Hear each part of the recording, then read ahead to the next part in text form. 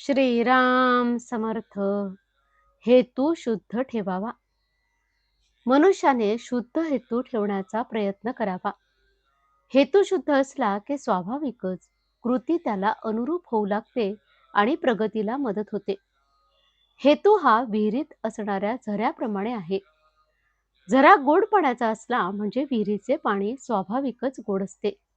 म्हणून हेतू शुद्ध ठेवण्याची दक्षता घ्यावी आणि त्याकरता रामाची प्रार्थना करावी.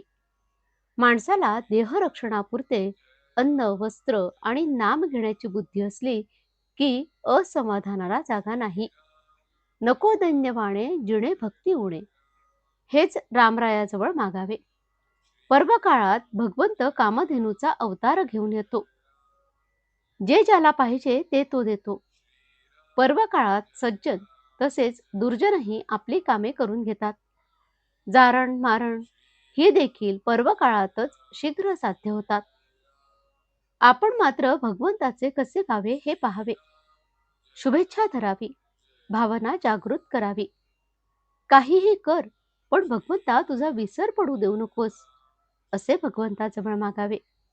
आजवर कळत न कळत जे पाप झाले ते नाहीसे कर, पुढे पुन्हा नाही करणार, असे म्हणावे. म्हणजे आपली पापे नष्ट होतात. ज्याला विषयाची गोडी असते त्याला नाही परमार्थाची गोडी लागत. नरकातल्या किड्यांना नाही किळस येत. विषयी लोक प्रपंचात रंगून जाऊन साधू संतांची निंदा करतात.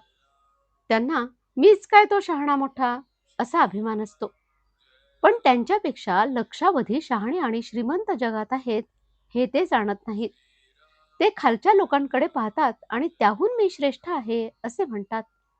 माझे चुकते आहे एवढे कळले तरी चालेल. विषयी लोकांना मला कुठे दुःख आहे असे वाटते. पण दारूप्रमाणे विषयाची धुंदी उतरली म्हणजे पश्चाताप होतो. देव आहे असे खऱ्या अर्थाने वाटणारे जगामध्ये थोडेच असतात. सद्विचार, सत्शास्त्र आणि सद्बुद्धी ही प्रत्येक माणसाला याच जन्मात भगवंताकडे नेण्यासाठी आहे. प्रपंचाचा अनुभव कष्टमय आहे आणि भगवंताचा अनुभव आनंदमय आहे. तापाने आजारी असलेल्या माणसाला आपल्याला घाम यावा असे वाटत असते, पण नुसत्या वाटण्याने काही तो येत नाही. त्यासाठी डॉक्टरचे औषध घ्यावे लागते. तसे ज्याला भगवंताचे प्रेम यावे असे वाटते त्याने नाम घेणे हेच एक औषध आहे.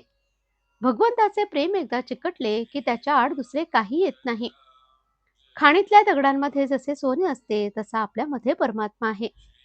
दगडातली माती अनेक चाळण्यांनी आणि यंत्रांनी काढून टाकतात आणि नंतर सोने हाती लागते.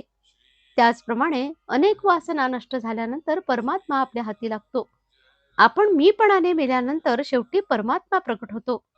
आजचे बोधवचन: शुद्ध असावे आचरण, तसेच असावे अंतःकरण. त्यात भगवंताचे स्मरण हेच प्रपंच सुखी करण्याचे साधन. जानकी जीवन स्मरण. जय जय राम. श्रीराम समर्थ.